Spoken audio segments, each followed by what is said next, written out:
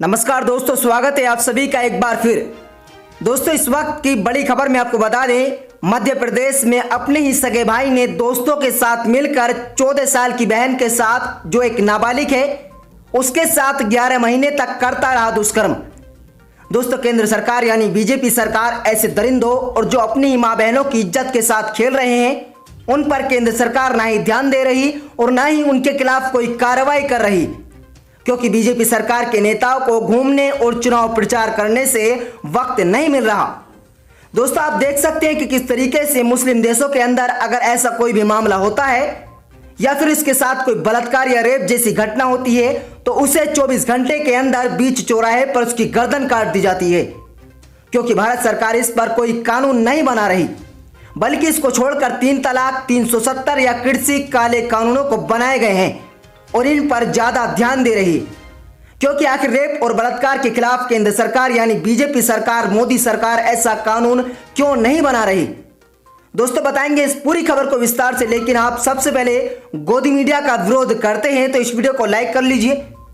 और अगर आप भी मानते हैं कि रेप और बलात्कार के खिलाफ जैसे मुस्लिम देशों के चौराहे पर फांसी और उनकी गर्दन काट दी जाती है, वैसा ही अपने देश के अंदर होना चाहिए, तो इस चैनल को सब्सक्राइब करें और इस वीडियो को ज्यादा से ज्यादा शेयर करें, जिससे आप अपने दोस्तों रिश्तेदारों तक सबसे पहले पहुंचाएं। दोस्तों, दरअसल आपको बता दें, मध्य प्रदेश के अशोकनगर से हाल ही में चौंकाने वाला मामला सामने आया।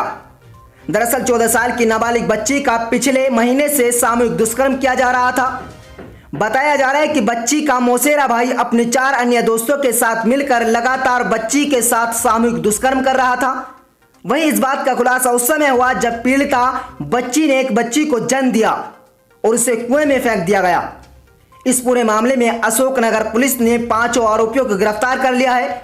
खबरों के अनुसार आरोपियों में से 2 आरोपी नाबालिग हैं और यह पूरा मामला उस समय प्रकाश में आया जब बीते 20 सितंबर को कदवाया गांव के हनुमान मंदिर के पास कुएं में एक नवजात का शव मिला था। दोस्तों, इसी दौरान लोगों ने शव को देखते ही इस बारे में सूचना पुलिस को दी। जैसे ही पुलिस आई, उसने नवजात को निकाला और केस दर्ज जांच शुरू कर दी। जांच में खुलासा हुआ कि बच्ची को जिंदा ही कुएं में फेंक दिया गया था और उसकी मौत पानी में डूबने से हुई। वहीं जांच में पुलिस को पता चला कि हाल ही में गांव की एक 14 साल की लड़की ने बच्ची को जन्म दिया था। यह सब होने के बाद पुलिस ने लड़की को हिरासत में लेकर पूछताछ की और उसके साथ लड़की ने पुलिस को पूरी कहानी सुनाई। अब पुलिस ने लड़की को सर्वेक्षण गृह भेज दिया गया। वहीं दोस्तों, पीड़िता ने पुलिस को बताया कि वे पिता के साथ गांव में रहती है। जब वे छोटी थी तब मां की मौत हो गई। अक्टूबर 2020 में एक दिन वो घर पर अकेली थी।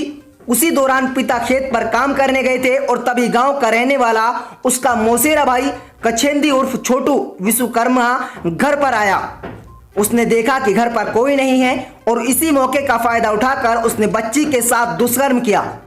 इसके बाद उसने लड़की को जान से मारने की धमकी देते हुए कहा कि अगर ये बात उसने किसी को बताई तो वे उसे जान से मार देगा। ये सब होने के बाद कछेंदी उसे एक जगह ले गया जहां उसका दोस्त राहुल भी मौजूद था और फिर दोनों ने उसके साथ दुष्कर्म किया। इसके बाद आरोपियों ने धमकी देकर अन्य 3 दोस्तों के साथ भी संबंध बनाने के लिए मजबूर किया। बीते 11 महीने में आरोपियों ने कई बार उसके साथ दुष्कर्म किया। तो दोस्तों, आप समझ सकते हैं कि देश के अंदर बीजेपी सरकार वाले यानी बीजेपी सरकार की गुंडागर्दी किस हद तक गुजर चुकी। यानी अपना सगा भाई यानी मौसेरा भाई भी सगा होता है, मौसेरा भाई भी अपनी बहनों को बख्श नहीं रहा है। दरिंदे किस तरह से खुले घूम रहे हैं और बीजेपी सरकार अपनी चुनाव प्रचार करने और बीजेपी के अन्य नेता अपने चुनाव प्रचार करने के साथ साथ घूमने के दौरे पर लगे हुए हैं। दोस्तों, आपको वीडियो कैसी लगी आप अपनी राय कमेंट बॉक्स में जरूर दें।